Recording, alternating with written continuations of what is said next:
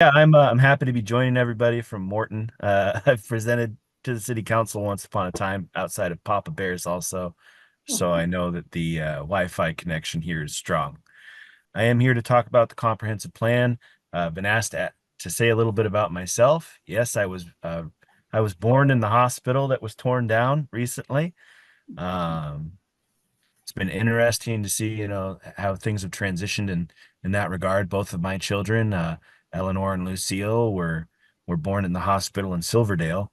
So it's interesting knowing people that are locals by what hospital they were born in. I have a coworker that was born in a Harrison hospital that was before they built the modern Harrison hospital. So that it's kind of a fun local bit of interest. I've been with the city of Bremerton for over 10 years. Really enjoying my work there as a land use planner.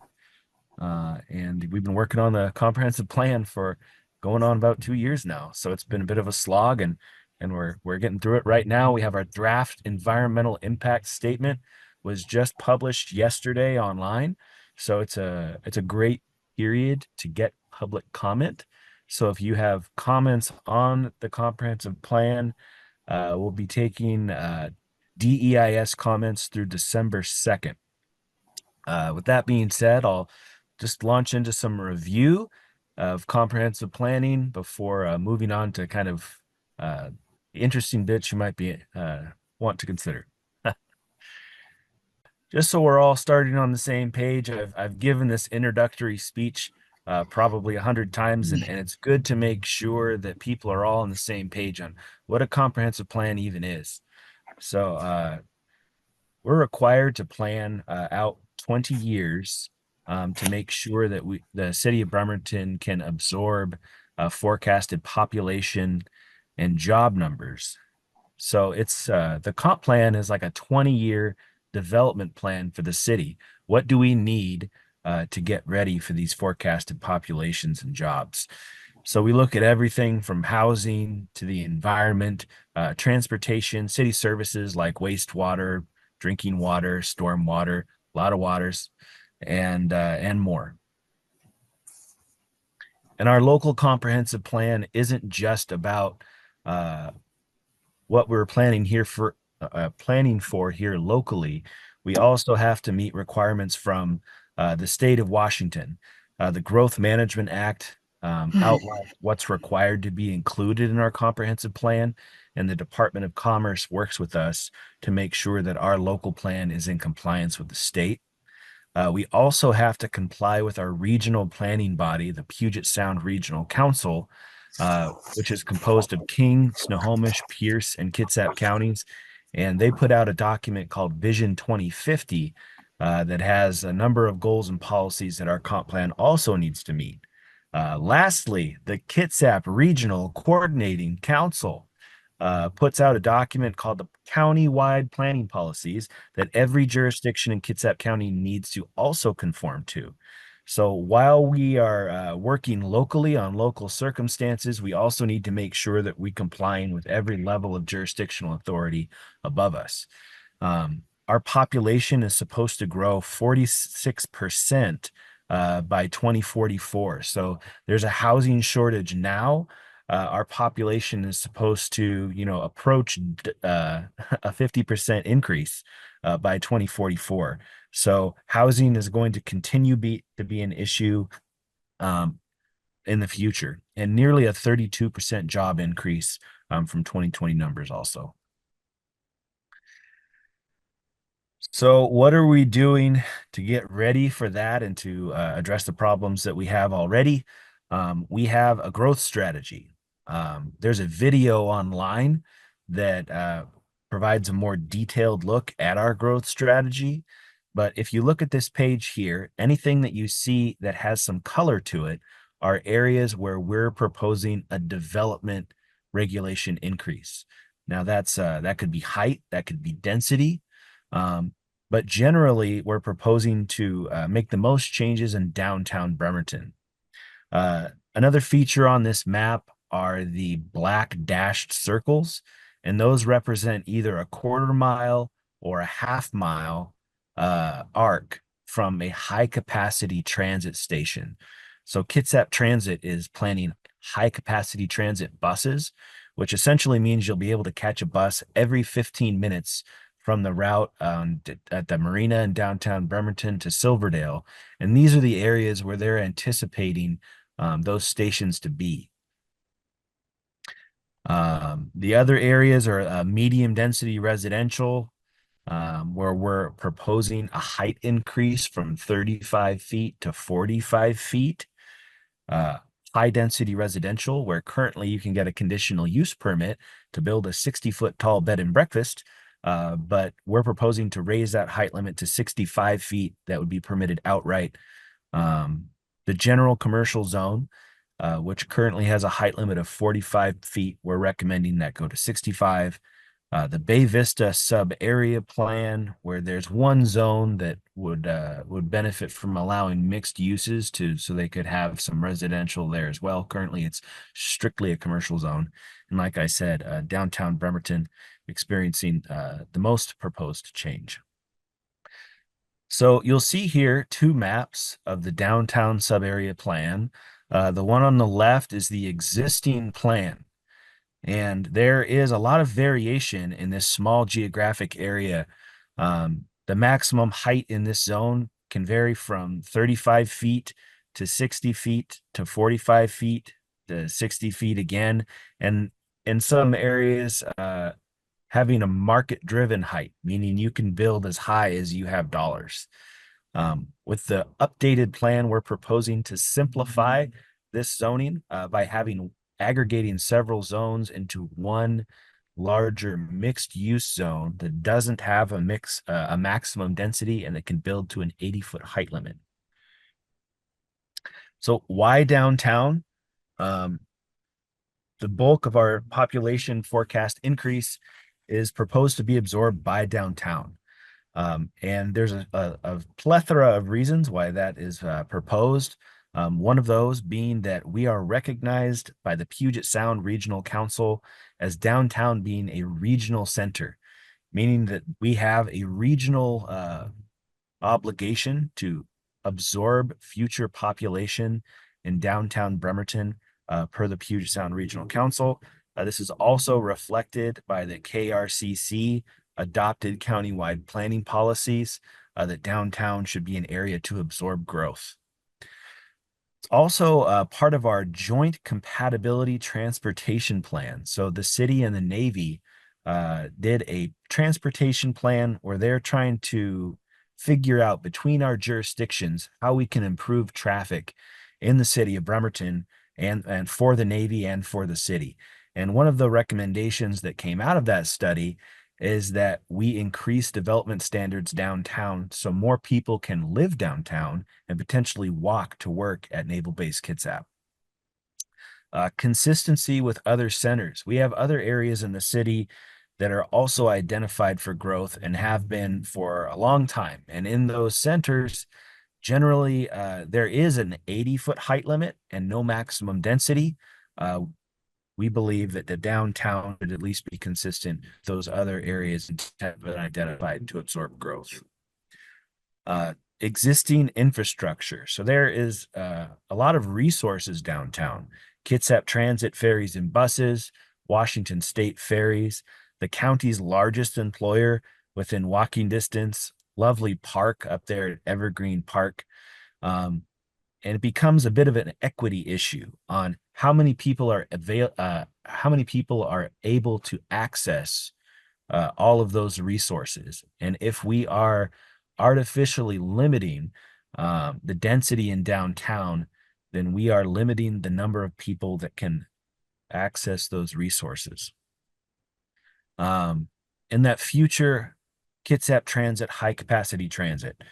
So we have a obligation per the Puget Sound Regional Council to allow for development standards in areas where there are these high capacity transit stations planned to increase development and population capacity.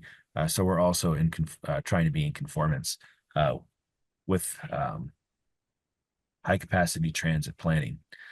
And really, you'll see here the image.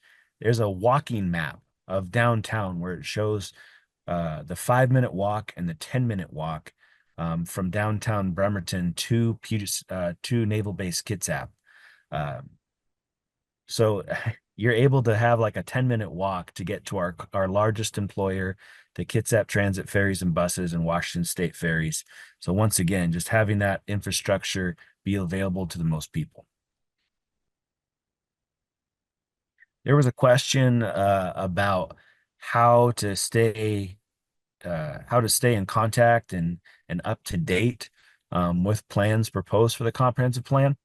And the easiest way to do that is bremerton2044.com, where we are posting all of our draft documents, upcoming meetings, and important comment periods. There's a lot of information on bremerton2044.com, including, as I was talking about earlier, those videos. So as we're talking to the city council specifically, we're providing recordings of those meetings so that if you don't have the time to come to a city council meeting, then you can review what was discussed at those city council meetings online. We just finished our housing element on Wednesday, and that has already been posted to the city webpage. We also have a video for what are the root causes of homelessness. And one of the conclusions that video comes to is not having permissive housing standards. So if we are artificially regulating housing, then that is going to result in a lack of housing, which contributes to homelessness. It's a really compelling video. I might have been talking about it the last time I was here, but we really want to make sure people watch it. It's only 8 minutes. I'm going to post it in the chat along with the Bremerton 2044 and how to comment. There were a number of questions that came with an email that League of Women Voters would like answered. So I'll try to get through those. How has the city used public comment it's received to craft the comprehensive plan? So staff receives those comments, and we consider them to see if we are essentially out of compliance with some sort of local, regional, or state requirement. And if we are, we highlight that and try to incorporate it into the plan. We then publish every comment that we have online. If you go to bremerton2044.com, every comment that we've gotten is posted on the web page. So we're trying to be very transparent also with comments we've received, and really just as a place where people can see what other community members are interested in. So if you want to know what your other fellow Bremertonians think should happen with this comprehensive plan update, every comment that we receive, whether it's flattering or not, everything is posted online for transparency and public comment. So, and then those comments are considered by the Planning Commission and City Council. So staff will adjust the plan as directed, and both planning commissioners and city councils members read those comments, and the comprehensive plan is adjusted from there. What has been the most consistent comments and themes received? And I would say that housing is got to be the biggest theme. Housing's too expensive. There's not enough housing. Some of our housing is substandard. We get a lot of comments from bicyclists that are either interested in correcting some sort of deficiency or making our plan for the future for bicycles better.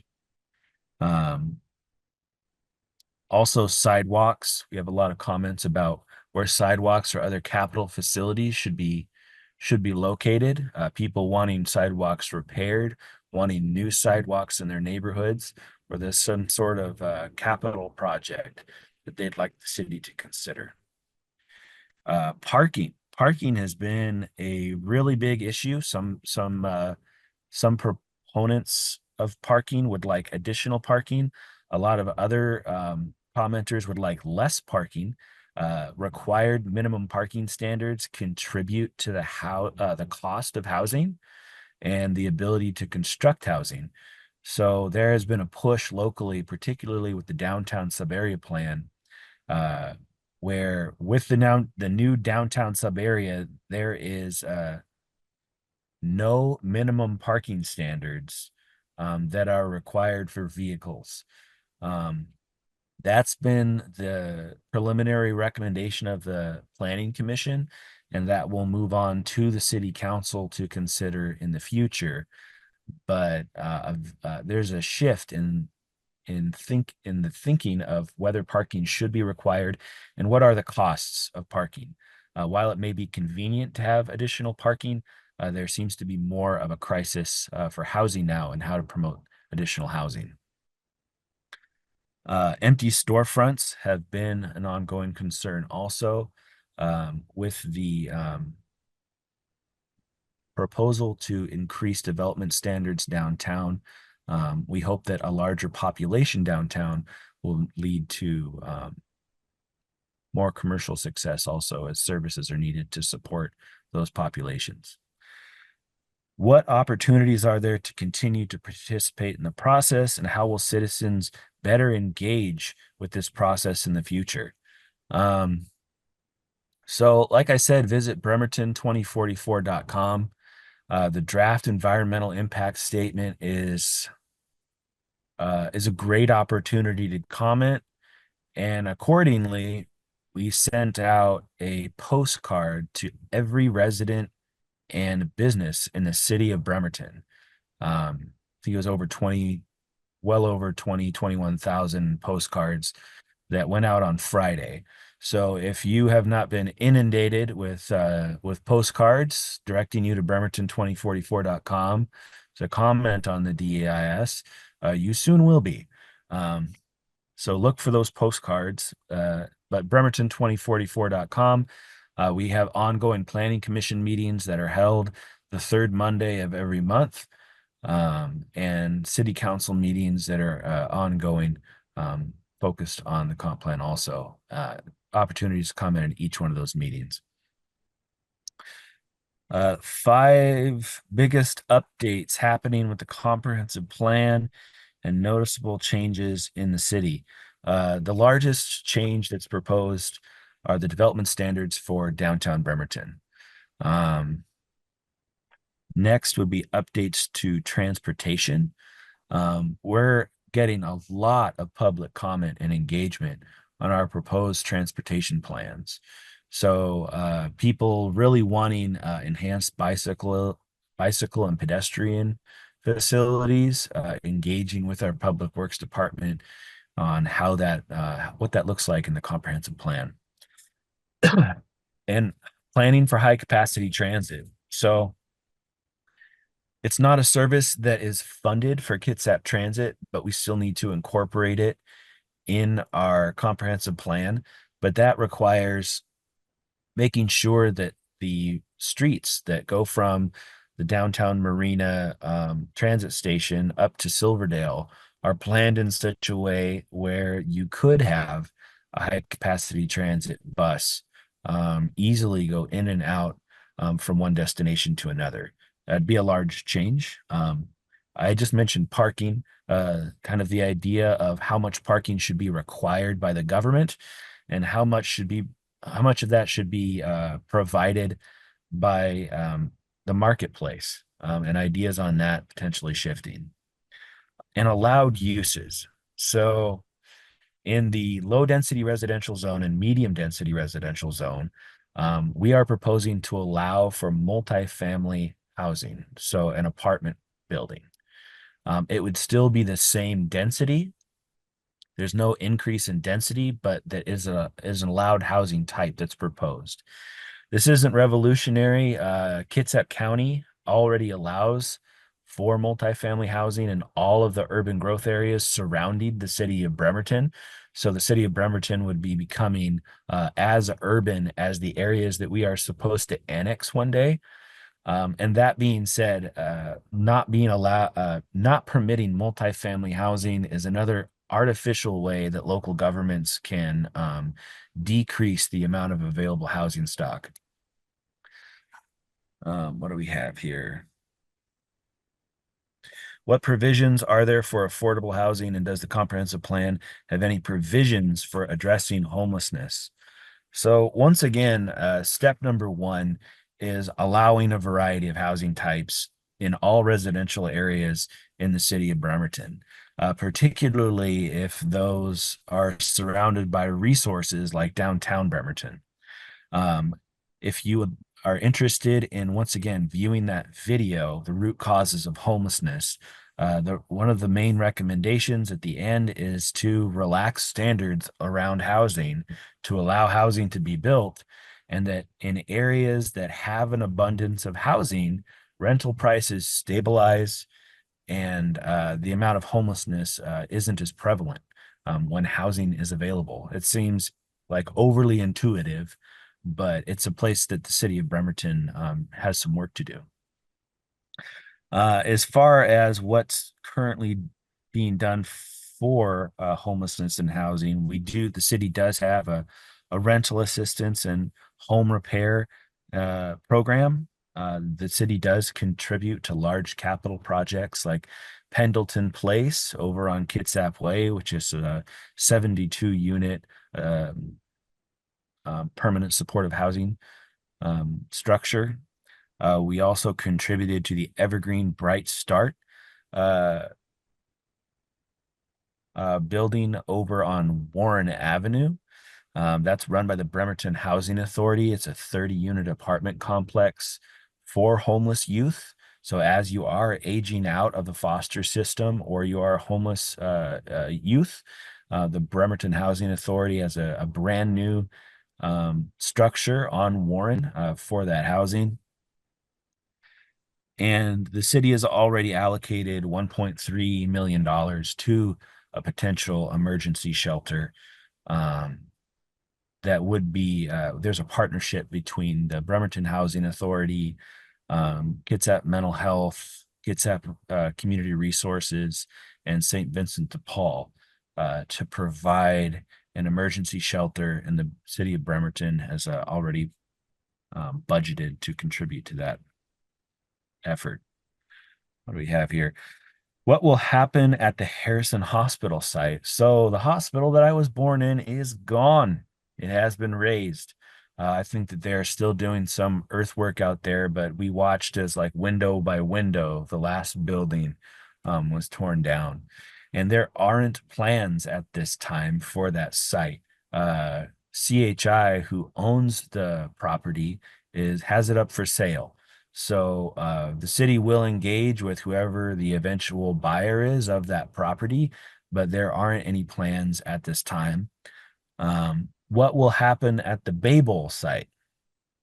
So the Babel on Lower Wheaton Way is slated to be demolished imminently. So we have been told by the property owners that within the next couple of weeks, they will start the demolition of that structure. The city doesn't have any power over whether that process actually starts. It's a private decision. So that is what we're told, though. So you know that the Babel should start coming down here soon. And can you tell us about, oh, I did provide a picture. So this is what the is supposed to replace the Babel. It's a 187 unit apartment complex. There's like a sky bridge connecting two buildings, and then an area between the buildings that's for public access. So you'll be able to walk down this landscaped plaza in between these two buildings.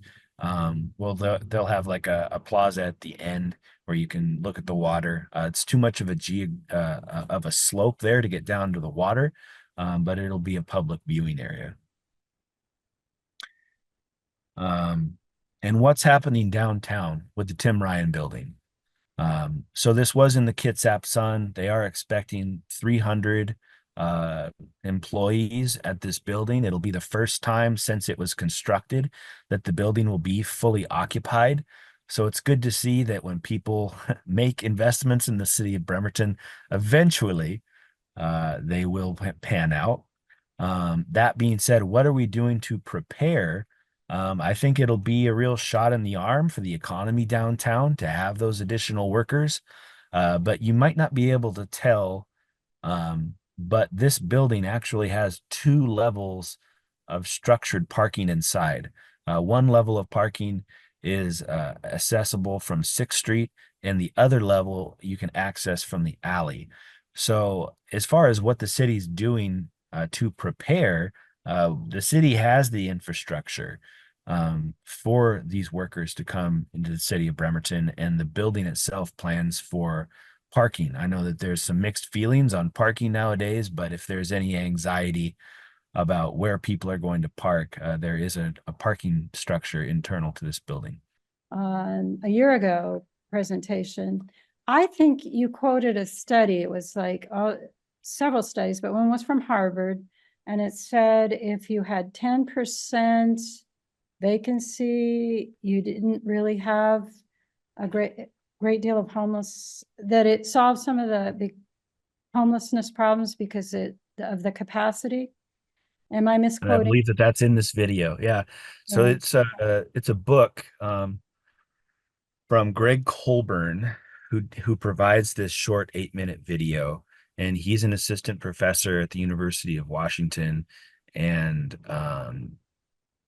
wrote a book, and this is a very brief synopsis of his findings from that book, which my director went to a presentation that was given by his co-author, and she said that it was about an hour and a half of very in-depth information. But then when she watched this 8-minute video, it was like a very succinct and beautiful synopsis of that boiled down an hour and a half into 8 minutes, which in our experience, it's very effective. We've shown this to our planning commissioners and city council members, and it seems to get the point across fairly well.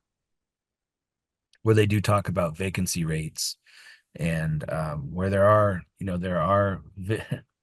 with increased vacancy means downward pressure on housing prices. So when you have a very low vacancy rate, that increases the cost of housing. So it's pretty simple, but I am too. So.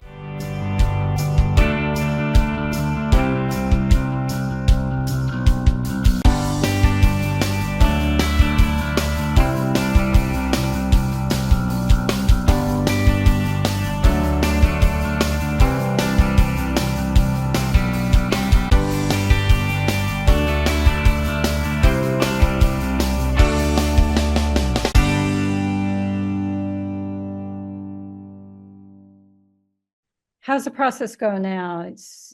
When do you actually go to them with the plan for So approval? we're waiting for some of our functional plans for wastewater and transportation. Those are still being fine-tuned. So as those plans become more developed, they then need to go to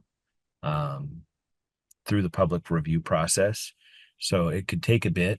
We're hoping to have the final plan adopted in April or May of 2025. But that being said, we've taken the vision, goals, and policies, the land use element, the housing element, and soon the economic development element. Next week's study session is when we have the economic development session with the city council.